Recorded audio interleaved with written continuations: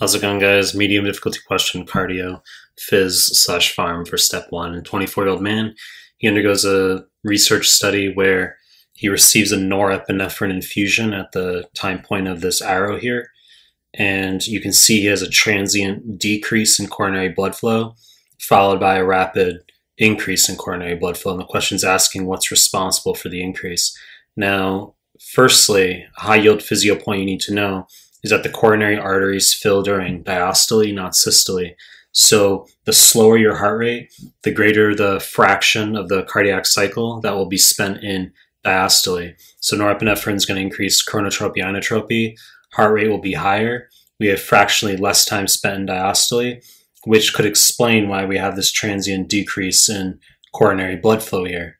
But then OMG, we see a rapid compensatory increase, and well, that's what we're asking. Okay, why does this rapid compensatory increase occur?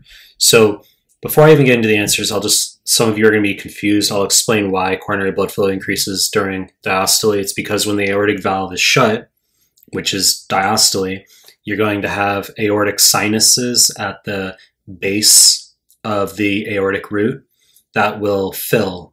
Okay, so the aorta, that blood that will be pushing back against the closed aortic valve, they will be filling the aortic sinuses, which enter and become the coronary arteries. Okay, so when the valve is open, you don't have filling of those aortic sinuses during systole.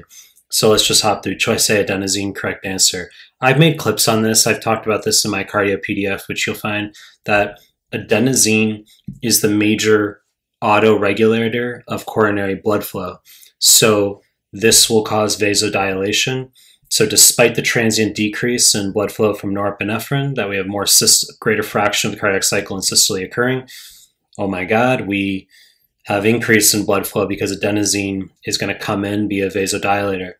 Could also know that increased oxygen demand in the setting of inotropy, chronotropy is going to be utilizing more ATP, which will break down into adenosine. So that in and of itself is, as I described, an autoregulatory mechanism for when you have more ATP breakdown to oxygen demand, that adenosine that will be created will increase the coronary blood flow.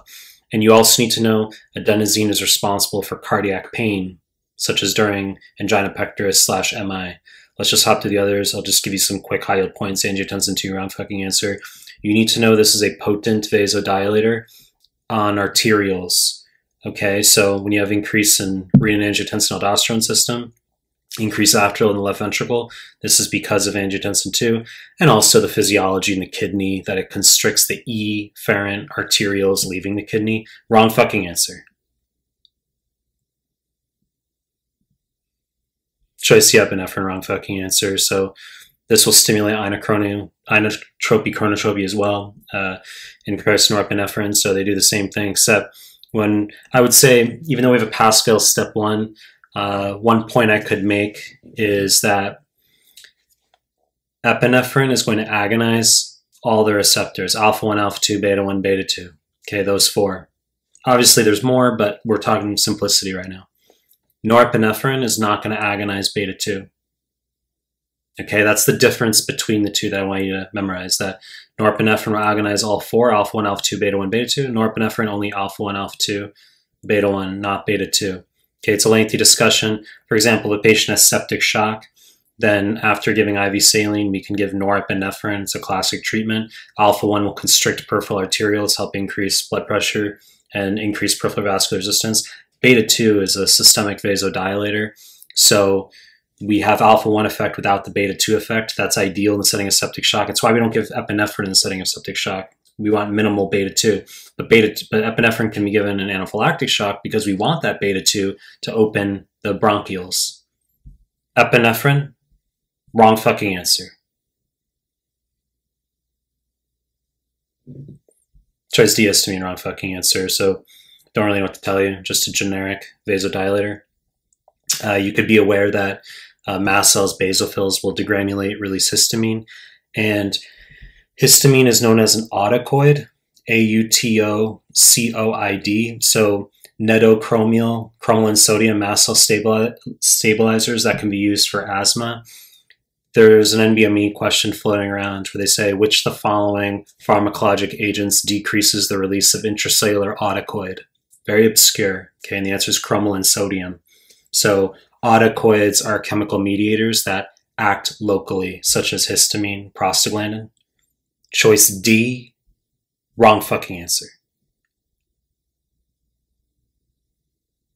Choice C, thromboxane, wrong fucking answer. So, I mean, if you don't know what's going on in the question, you're just going to start thinking and choosing obscure answers, right? So thromboxane A2 produced by platelets, it's going to facilitate platelet clumping. Wrong fucking answer. You don't deal until you make more content like my Stuff Growing channel. Appreciate your time. That's it.